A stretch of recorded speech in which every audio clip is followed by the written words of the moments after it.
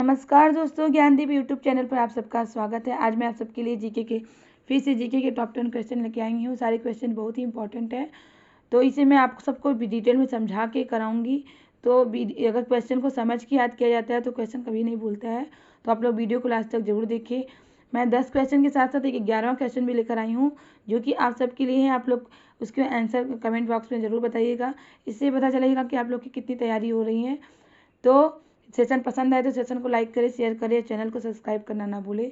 तो चलिए देखते हैं पहला क्वेश्चन क्या है। पहला क्वेश्चन है ओटीपी का पूरा नाम क्या है। ओटीपी का पूरा नाम है वन टाइम पासवर्ड।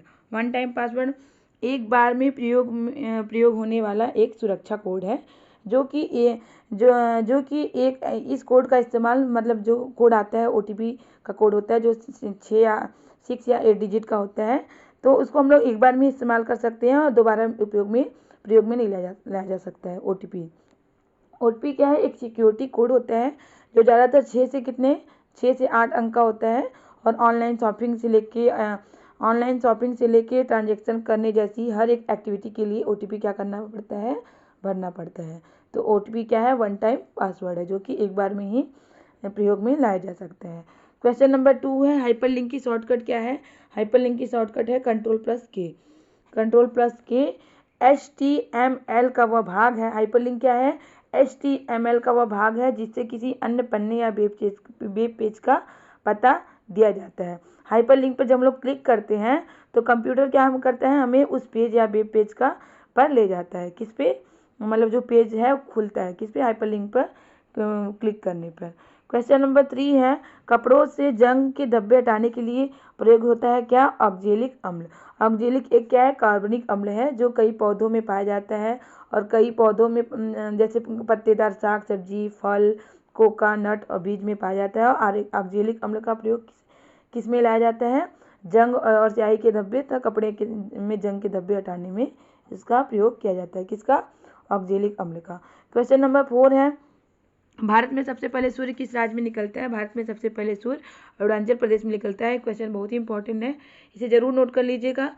और साथ साथ ये भी है कि सूर्यास्त कहाँ पे होता है? सबसे पहले सूर्यास्त कहाँ पे होता है? तो सबसे पहले सूर्यास्त होता है आपका गुजरात में। कहाँ पे होता है? गुजरात में। अगर पूछा जाएगा कि सबसे पहले सूर्य कहाँ पे उदय होता है, कहाँ पे निकलता है, तो अरुणाचल प्रदेश में। और सूर्यास्त कहाँ पे होता है? गुजरात में।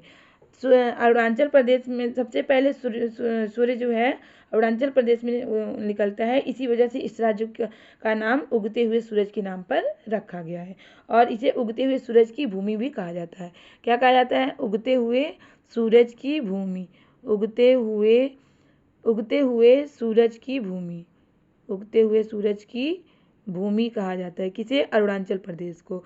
अरुण मतलब सूर्य, अचल मतलब उदय होना, तो मतलब सूर्य का उदय होना, इसलिए इसका नाम पड़ा है अरुणाचल प्रदेश।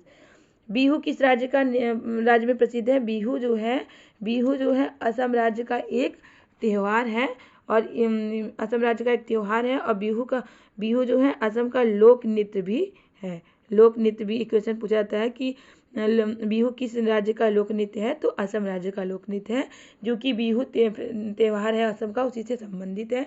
एग्जाम में हर एक राज्य का लोक नृत्य त्यौहार भी पूछा जाता है, तो इसकी भी तैयारी आप लोग करते चलिएगा। जैसे कभी कभी केरल का भी पूछ लिया जाता है कि केरल का लोक नृत्य क्या है, तो केरल का लोक नृत्य है आपका कथकली। क्या है? कथकली। और पूछा जाएगा केरल का फेमस फेस्टिवल क्या है, तो ओणम। क्या है?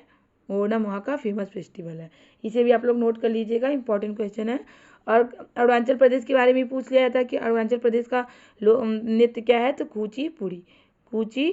अरुणाचल प्रदेश मतलब इसका, अरुणाचल प्रदेश का नृत्य क्या है? कुचिपुड़ी, वहाँ का फेमस नृत्य है।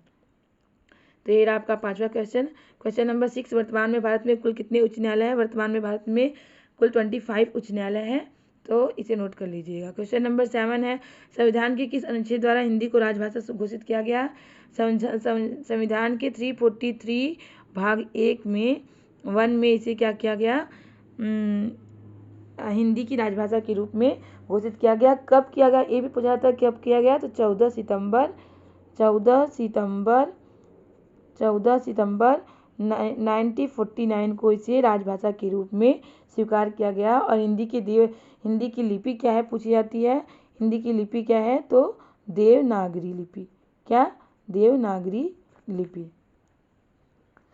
क्वेश्चन नंबर 8 है पेंसिलिन की खोज किसने की थी। पेंसिलिन की खोज किसने की थी? अलेक्जेंडर फ्लेमिंग ने की थी। कब की थी? 28 सितंबर 1928 ईस्वी को की थी। और पेंसिलिन क्या है? एक एंटीबायोटिक है। यह जीवाणुओं की कोशिका भित्ति पर हमले पर उसे क्या कर देता है? नष्ट कर देता है। तो किसने खोज की थी इसकी? अलेक्जेंडर फ्लेमिंग ने की थी। क्वेश्चन नंबर 9 है सांची के स्तूप का निर्माण किसने किया था? सम्राट अशोक ने किया था। कलिंग युद्ध के बाद सम्राट अशोक ने सांची के स्तूप का निर्माण किया था। जो कलिंग का युद्ध भी पूछा जाता है कि कलिंग का युद्ध किसके द्वारा किया गया था? तो सम्राट अशोक के द्वारा। और इसी की युद्ध के बाद इन्होंने सांची के स्तूप का निर्माण कराया। और ये कब हुआ था? तीसरी सदी ईस्वी पूर्व में ये निर्माण कराया गया था। तीसरी सदी ईस्वी पूर्व में इसका निर्माण मतलब ये बनाया गया था सांची का स्तूप। सांची का स्तूप क्या है? एक पवित्र बौद्ध स्थल है। एक पवित्र क्या है? बौद्ध स्थल है जिसे चैत्य भी कहा जाता है। क्या कहा जाता है? और इसका उपयोग पवित्र बौद्ध अवशेषों को रखने के लिए, बौद्ध लोग का अवशेष रखने के लिए किया जाता है। और वहाँ पर भगवान गौतम बुद्ध की आराधना की जाती है, क्योंकि ये क्या है? बौद्ध स्थल है, इसलिए वहाँ पे क्या की जाती है? भगवान बुद्ध की स्थापना की आराधना की जाती है सांची के स्तूप में। क्वेश्चन नंबर 10 है प्लेग की बीमारी होने का कारण क्या है? प्लेग एक संक्रामक बीमारी है जो कि जीवाणुओं के द्वारा होता है। किसके द्वारा होता है? जीवाणुओं के द्वारा होता है। प्लेग हवा में सीधे संपर्क के द्वारा या कभी कभी दूषित अधपके फल के द्वारा भी फैल सकता है। इसे क्या कहा जाता है? एक भी क्वेश्चन ये भी पूछा जाता है कि ब्लैक डेथ किसे कहा जाता है? कौन सी बीमारी को ब्लैक डेथ कहा जाता है? इंपॉर्टेंट क्वेश्चन है, आप लोग नोट कर लीजिएगा। ब्लैक डेथ किसे कहा जाता है? प्लेग बीमारी को ब्लैक डेथ कहा जाता है। इसे ब्लैक डेथ के भी नाम से भी जाना जाता है। तो ये जीवाणुओं के द्वारा होने वाला एक संक्रामक बीमारी है।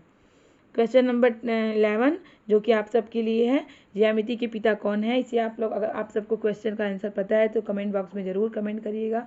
इससे पता चलेगा कि आप लोग की कितनी तैयारी हो रही है। अगर ये सारे क्वेश्चन आप लोग के लिए बहुत ही इंपॉर्टेंट है, इसे आप लोग नोट कर लीजिएगा। हो सके तो स्क्रीनशॉट ले लें। अगर सेशन पसंद आया तो सेशन को लाइक करें, शेयर करें, चैनल को सब्सक्राइब करें। इसी तरह के क्वेश्चन की तैयारी करने के लिए हमारे चैनल के साथ जुड़े रहें। और तब तक के लिए मिलते हैं अगले क्लास में। बाय।